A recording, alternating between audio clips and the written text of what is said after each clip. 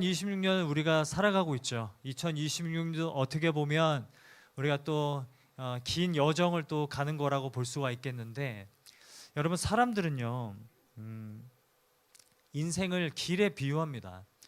그래서 인생을 길에 비유하는 이유가 있다면, 인생은 계속해서 걸어가야 하는 그런 연속의 과정이기 때문에 인생을 길에 비유하는 것 같습니다. 또 한 가지 이유가 있다면, 인생을 길에 비유하는 것은 인생을 살아가다 보면 갈림길을 계속 만나기 때문이 아닌가라는 생각을 해보게 됩니다. 내가 어느 길로 가야 할지, 내가 어느 길로 가는 것이 옳은지, 우리는 계속 그런 고민 속에 살아가고 있기 때문에 사람들은 인생을 길에 비유해서 그렇게 생각하며 살아가고 있는 거 아닌가라는 생각을 해보게 된다라는 것이죠. 그런데 여러분, 인생이라는 길을 우리가 쭉 걸어가다 보면은 때로는 길이 막힐 때도 있고요, 우리가 갈림길 안에서 어느 길로 가야 될지를 몰라서 정말 근심하며 또 걱정하고 고민할 때도 많습니다.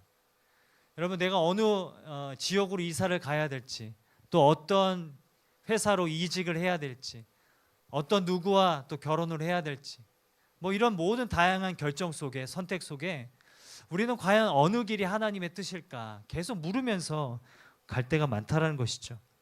그런가 하면은 내가 가는 이 길이 막히는 것 같고, 내가 가는 이 길에 자꾸 뭔가 내가 하는 일이 좌절될 때마다 우리는 그때마다 내 인생의 길이 막혔다라고 그렇게 표현하기도 한다라는 거예요. 그럴 때마다 우리가 생각해야 될 것은 무엇이냐? 이 길 가운데 하나님의 뜻이 어디 있고, 하나님은 이 내가 걸어가는 이 길을 통해서 어떤 것을 깨닫기를 원하시는지를 우리가 깨달아 알아가는 2026년 한 해가 되기를 간절히 소망합니다. 여러분, 올해 새해 어떤 목표를 갖고 계신가요? 저는 올해 목표 중에 하나가 무엇이냐면 헬스장을 200번 이상 가자, 이게 제 새해 목표입니다. 작년 대비 100번을 더 가자 이겁니다. 365일 중에 200일 이상 가려면요, 일주일에 4회 이상을 가야 됩니다. 그래서 제가 이러한 다짐을 나름대로 가졌고 새해 목표를 세웠어요. 그래서 또 헬스 가고 뭐 찬물 샤워도 다시 시작해야겠다, 뭐 이런 이제 나름 계획을 세웠는데, 새해 첫 주부터 문제가 생겼어요. 제가 차를 타고 이제 집 앞에 있는 헬스장을 갔는데 주차할 곳이 하나도 없는 거예요. 그래서 어떻게 했냐면 다시 차를 타고 돌아왔습니다. 그러면서 제가 어떤 생각을 하게 됐냐면, 혹시 하나님이 막으시는 건가? 라는 생각을 하게 됐다는 거예요. 이해가 안 되는 분들도 계시겠지만, 신앙생활을 오래 하신 분들은 한 번쯤은 생각해 볼 만한 일이라는 것이죠. 하나님의 뜻대로 살아가고 싶은데, 하나님의 뜻을 분별하여서 모든 선택과 결정에 하나님의 뜻으로만 걸어가고 싶은데, 그런 진심이 담겨져 있는가 하면 때로는 내가 하기 싫고 내가 잘못 선택한 것인데 그냥 하나님께, 하나님의 뜻이라는 두루뭉실한 그런 말 속에 회피하고 싶은 게으름이기도 하다라는 것이죠. 여러분, 중요한 것은 무엇이냐? 우리가 갈림길을 만나고 인생의 길이 막힐 때마다 우리가 떠올려야 될 것은 무엇이냐면, 우리의 모든 원망과 죄책감을 내어버리고 담대하게 하나님의 인도하심을 구하며 나아가는 태도, 그것이 필요한 줄을 믿습니다. 우리가 오늘 펼친 로마서를 보게 되면은, 로마서는 바울이 로마 교회에 이제 편지하는 내용입니다. 로마서는 편지 형식으로 되어져 있기 때문에 1장에서는 바울이 왜 로마 교회에 편지를 하게 되었는지, 편지를 쓴 목적에 대해서 그렇게 이야기를 하고 있어요. 그런데 이 목적에 대해서 이야기하면서 바울이 이렇게 얘기하는데요, 우리 11절과 12절 말씀을 같이 한번 읽어봤으면 좋겠습니다. 11절과 12절 말씀, 우리 같이 한번 읽어봤으면, 네? 됐습니다. 네. 자, 우리 같이 한번 읽어보도록 하겠습니다. 시작.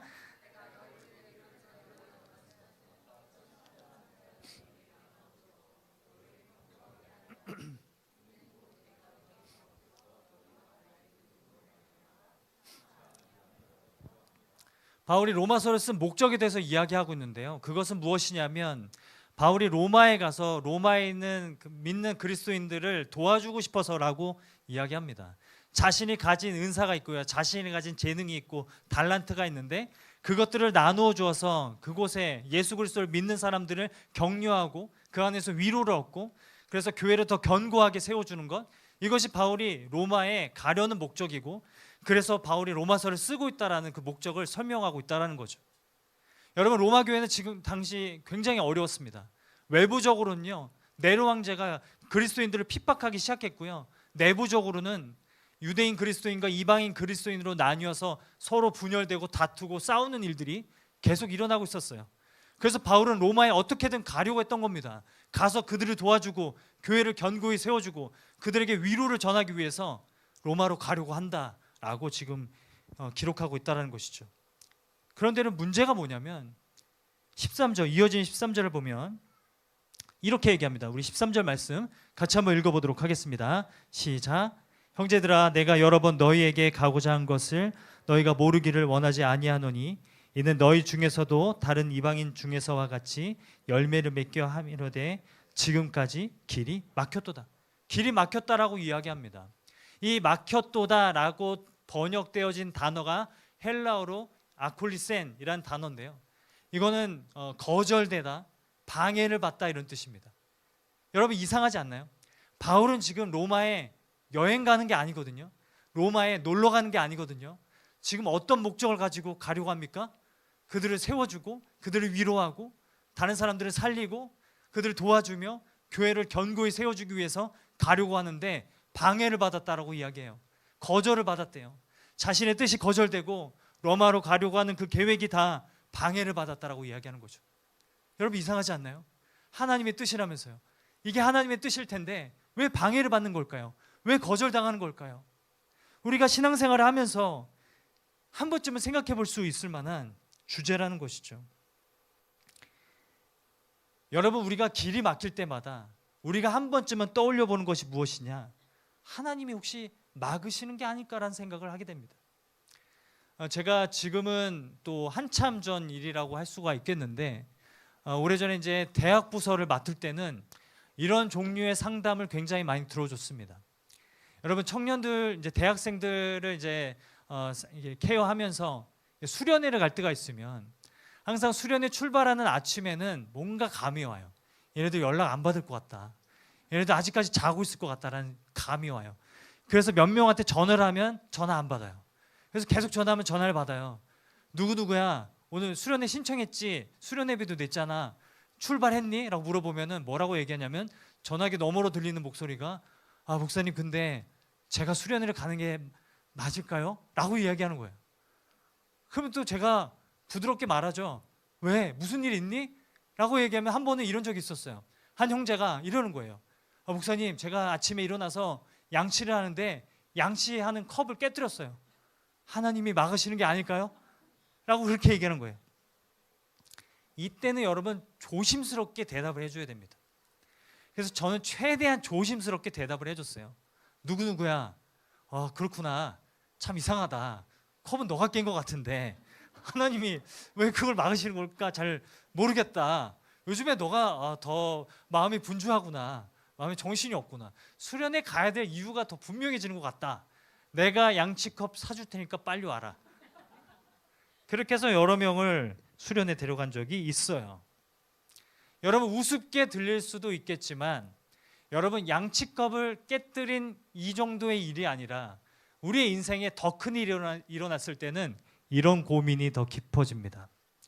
내가 새로운 일을 하려고 하는데 사랑하는 가족이 아프거나, 내가 다른 직장으로 이직을 하려고 하는데 너무나 말도 안 되는 이유로 그 취업이 취소가 된다거나, 내가 선한 목적으로 선한 일을 이제는 해보려고 하는데 갑자기 경제적으로 어려워지거나, 이런 큰 일들을 당하게 되면 여러분, 우리는 고민해 볼 수 있게 된다는 거죠.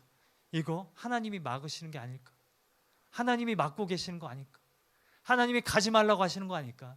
라는 생각을 많은 신앙인들이, 그리스도인들이 해보게 된다는 거예요. 바울은요, 로마로 가는 길이 여러 번 막혔습니다. 막혔는데 여러분, 바울이 이렇게 길이 막힌 것이 처음 있는 일이 아니었다라는 거예요. 여러분, 사도행전 16장 6절 말씀을 보게 되면요, 바울이 복음을 전하기 위해서 전도 여행을 가는데 길이 막혔다라는 이야기가 나옵니다. 우리 사도행전 16장 6절 7절 말씀을 같이 한번 읽어보도록 하겠습니다. 시작. 성령이 아시아에서 말씀을 전하지 못하게 하시거늘 그들이 부르기아와 갈라디아 땅으로 다녀가 무시아 앞에 이르러 비두니아로 가고자 애쓰되 예수의 영이 허락하지 아니하시는지라 라고 할 때 아콜리센이라는 단어를 똑같이 사용하고 있다는 거예요. 여러분 이상하지 않아요? 하나님이 막으셨대요. 예수의 영이 막으셨대요. 성령께서 막으셨대요. 성령께서 방해하셨다고 이야기하고 있다는 거예요. 여러분 이상하지 않나요? 여러분 하나님께서 왜 이렇게 하시는 걸까? 그러면 진짜 하나님이 우리의 길을 막으실 때도 있다라는 것인가 라는 생각을 해보게 된다라는 거죠. 바울은요 아시아 지역, 소아시아, 지금의 튀르키예 남부 지역, 그 아시아 지역으로 가서 복음을 전하고 싶었어요. 그런데 거기도 막으셨고, 그래서 비두니아라고 하는 북쪽 지역으로 올라가려고 했는데 거기도 막으셔서 지금 어쩔 수 없이 고민 가운데 빠져 있다라는 것을 이야기하고 있다라는 거예요. 제가 여러분의 좀 설명을 돕기 위해서 제가 좀 그림을 좀 그려왔습니다. 네, 이건가요? 네. 이 지도를 그린 게 아니라 다음 장부터 나옵니다. 이건 구글 맵입니다, 여러분. 바울이 지금 사도행전에서 전도 여행을 하는데 이 배경이 되는 곳은 지금의 튀르키예와 그리스 지역이라고 생각하시면 돼요. 지금 바울은 예루살렘에서 시작해서 안디옥을 거쳐서 지금 이 튀르키예 지역을 이제 지나가게 되는데요. 바울이 가고자 했던 것은 이 소아시아 지역이었습니다. 지금의 튀르키예의 남부 지역. 이쪽으로 가려고 계속 시도를 여러 번 했는데 그때마다 길이 막혔다라는 거예요. 성령이 말씀을 전하지 못하게 막으셨더라라고 이야기하고 있다라는 거예요. 계속 기회가 없었겠죠. 그런데 너무 이상하다, 너무 이상하다, 왜 이렇게 막힐까라는 생각을 분명히 했겠죠. 그래서 안 되겠다 싶어서 이제는 위로 올라가려고 이 비두니아 지역, 이 북쪽으로 올라가려고 시도를 했는데 거기도 막으셨대요.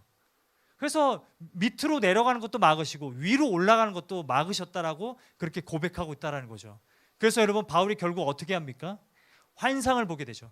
마게도냐 사람이 나와서 건너와서 우리를 도우라라는 환상을 보고 바울은 어떤 결정을 내리게 되냐면 유럽으로 건너갑니다. 유럽으로 건너가서 마게도냐라는 곳으로 가서 거기서 교회를 세웠는데 그것이 빌립보 교회와 고린도 교회, 데살로니가 교회를 세우게 된다라는 것. 이게 여러분 바울의 전도 여행 중에 있었던 일입니다. 여러분 우리가 여기서 생각해야 될 것은 무엇이냐면 하나님은 왜 막으셨을까요? 하나님은 바울이 가는 길, 선한 목적을 가지고 가는 길을 하나님이 왜 막으셨을까요? 여러분 바울을 통해서 우리가 깨달을 수 있는 것은 무엇이냐면 하나님이 막으실 때가 있는데, 막힐 때가 있는데, 우리 인생의 길이 막힐 때가 있는데 그것은 방해가 아니라 우리의 시야를 확장하는 계기가 된다는 것입니다. 길이 막히면 주변을 돌아보라는 것입니다. 길이 막혔다면 내가 혹시 놓치고 있는 게 있지는 않은가, 주변을 돌아보라고 말씀하는 기회라는 것을 지금 말씀하고 있다는 거예요. 그래서 여러분 우리의 인생의 길이 막혔을 때마다 우리가 먼저 떠올려야 될 것은 무엇이냐? 우리 주변을 돌아보는 일인 줄을 믿습니다. 우리 주변에 내가 놓치고 있는 것이 있는가? 내 시야가 여전히 좁아져 있지는 않은가를 돌아보는 건 길이 막혔을 때 우리가 먼저 떠올려야 할 자세인 줄을 믿습니다.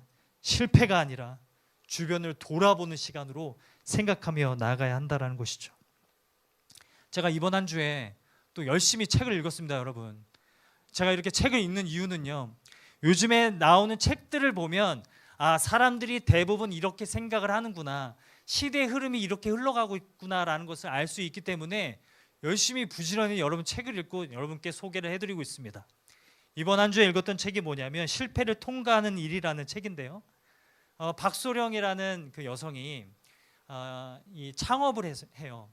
퍼블리라는 기업을 창업을 해서 이 기업을 이제 창업을 하고 매각이 되기까지 수없이 실패했던 일에 대해서 상세하게 기록하고 있는 책이에요.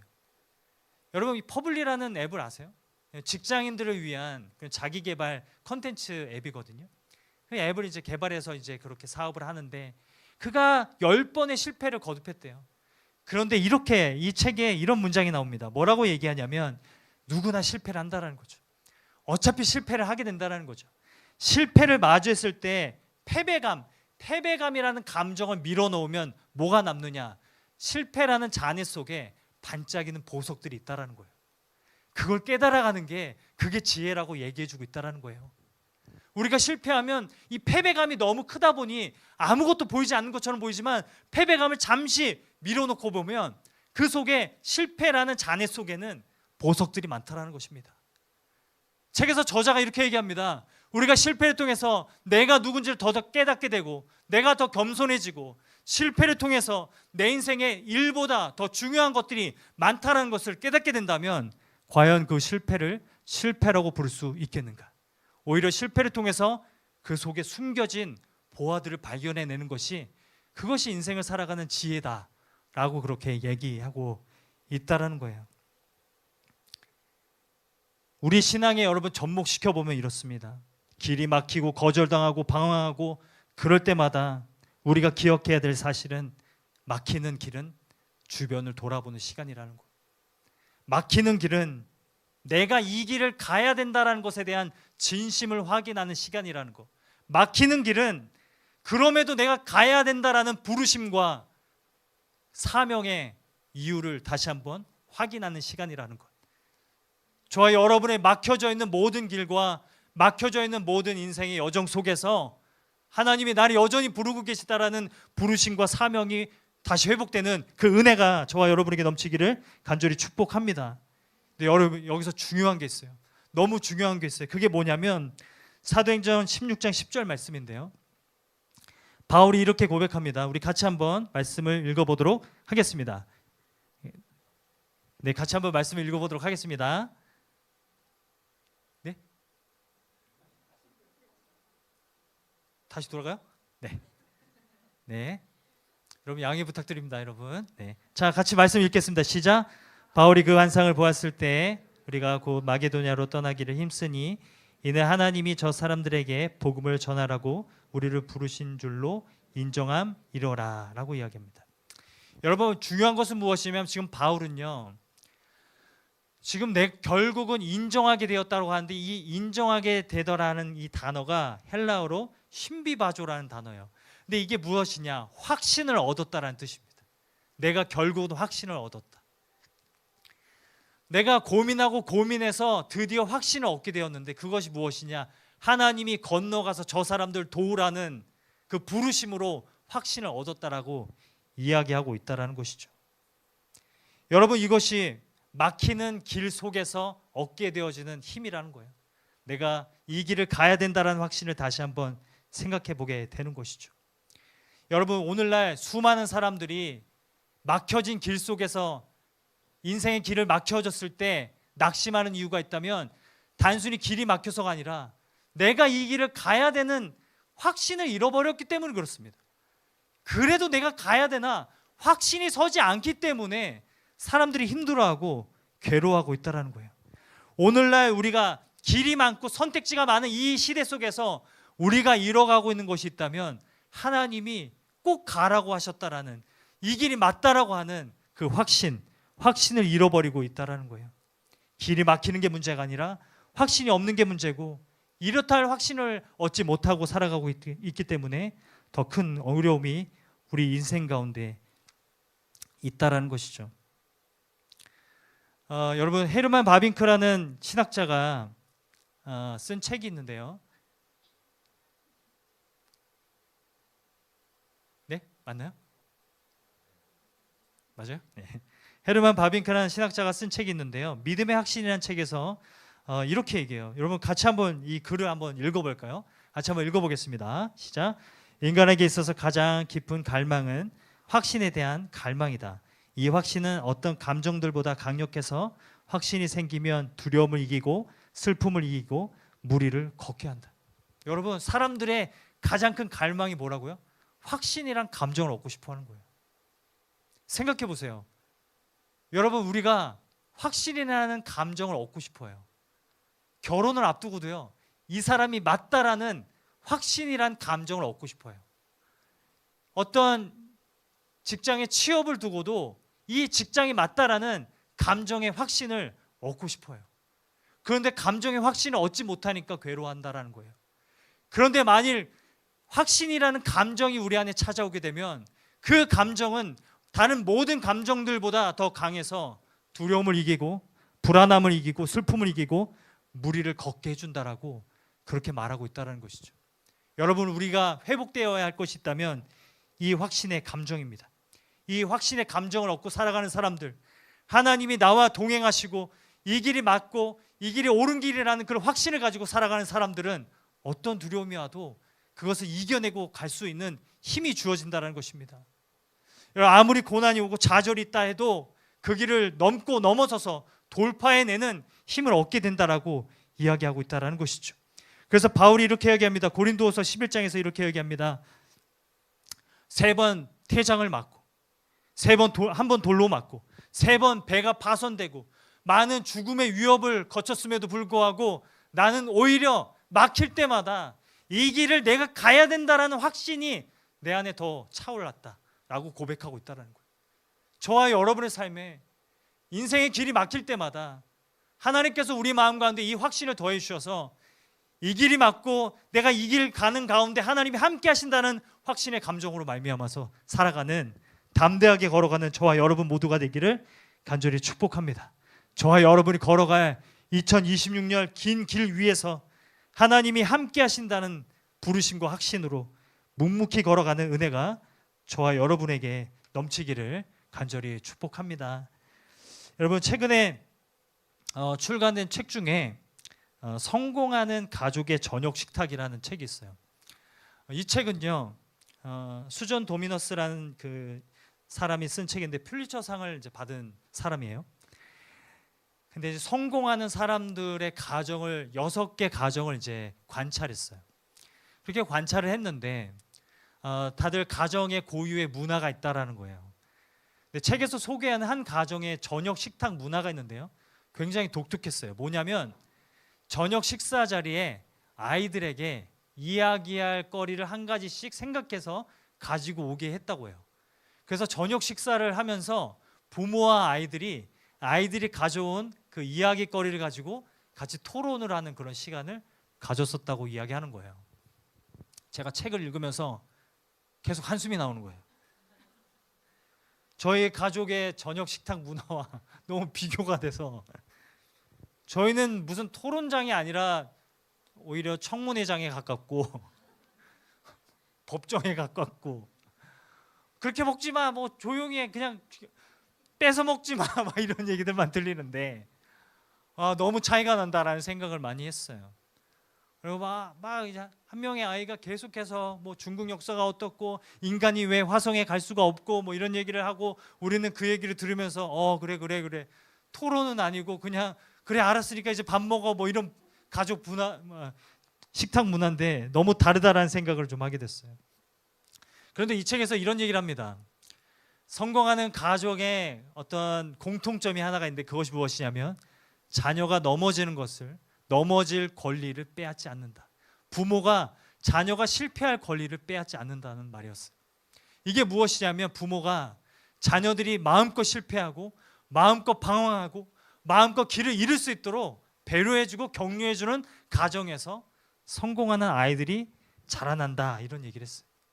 그러면서 연구 결과가 있대요. 10년간 연구 결과가 있는데 그게 뭐냐면 대학 입학에 대해서 전혀 기대하지 않은 가정에서 오히려 대학 진학률이 더 월등히 높았다라는 연구 결과가 있었다라고 책에서 얘기해요. 그래서 제가 이 책을 읽으면서 결심을 했습니다. 얘들아, 아빠는 아무것도 기대하지 않는단다. 아무것도 기대하지 않는단다. 그냥 건강하게만 자랐으면 좋겠다.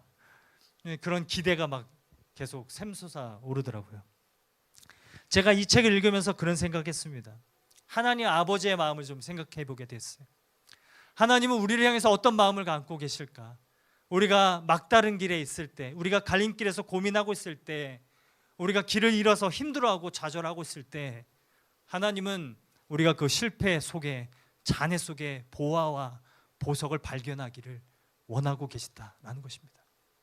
이게 하나님의 마음이라고 저는 생각합니다. 그래서 하나님이 함께 하시고 때로는 우리의 길을 막으시고 우리가 길을 막히는 것을 허용하시는 하나님이시지만 그 하나님이 우리와 함께 하시는 분이시기 때문에 우리가 담대하게 이 길을 걸어갈 수 있게 되는 줄을 믿습니다. 이 은혜로 걸어가며 담대하게 살아가는 저와 여러분이 되기를 간절히 축복합니다. 로마서는 우리에게 도전합니다. 막혀도 가야 될 길이 있다라고 이야기합니다. 그 길은 어떤 길인가? 다른 사람들을 살리는 길이라면 아무리 막혀도 가야 된다라고 이야기합니다. 길을 잃고 방황하는 사람을 살려내는 길이라면 그 길은 막혀도 가야 되는 길이고, 좌절감에 빠져 일어나지 못하는 사람을 살리는 길이면 그 길은 막혀도 가야 되는 길이고, 죄책감에 갇혀서 빠져나오지 못하는 사람을 살리는 길이면 그 길은 가야 되는 길이고, 영혼을 구원함에 이르는 길이면 반드시 가야 되는 길인 줄을 믿습니다. 여러분, 기독교의 본질이 무엇인 줄 아십니까? 그것은 길이 없는데 하나님이 막혀있는 길을 뚫어 놓으셨다라는 것입니다. 인간이 스스로 막아놓은 그 길을 하나님의 아들 예수 그리스도가 이 땅에 오시고 십자가에 죽으셔서 그 길을 뚫어 놓아 많은 사람들이 하나님께로 갈 수 있도록 길을 열어 놓으셨다라고 말하는 것이 복음이고 기독교의 본질이라는 것이죠. 그래서 여러분, 우리가 이렇게 예배하는 이유도 나만 더 잘 살고 내가 더 좋은 길 가기 위해서가 아니라 다른 누군가에게 나도 예수님처럼 길이 되어주기 위해서, 이곳에 길이 있다라고 말해주기 위해서 우리가 예배하고 신앙생활하며 함께 교회로 모이고 다른 사람들 섬기고 그렇게 살아가게 되는 줄을 믿습니다. 그것이 우리가 예배하는 이유가 되는 줄을 믿습니다. 제너드 시처라는 교수님이 하나님의 뜻이라는 책에서 그렇게 얘기를 했어요. 난관과 좌절에 부딪힐 때마다 계속해서 감당해낼 은혜가 주어진다면 그것은 하나님의 일이라는 분명한 증표가 된다고요. 여러분, 하나님의 뜻이라고 해서 무조건 승승장구하고 성공하는 길이 아니라고요.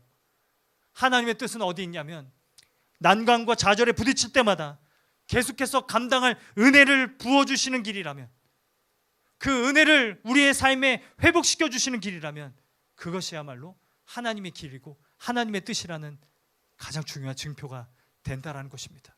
여러분, 올 한 해 삶에 하나님이 우리에게 은혜를 부어주셔서 우리가 가야 할 길을 걸어가고 이 길을 통해서 누군가에게 이곳에 길이 있다는 것을 보여줄 수 있는 그런 2026년 한 해가 되기를 간절히 소망합니다.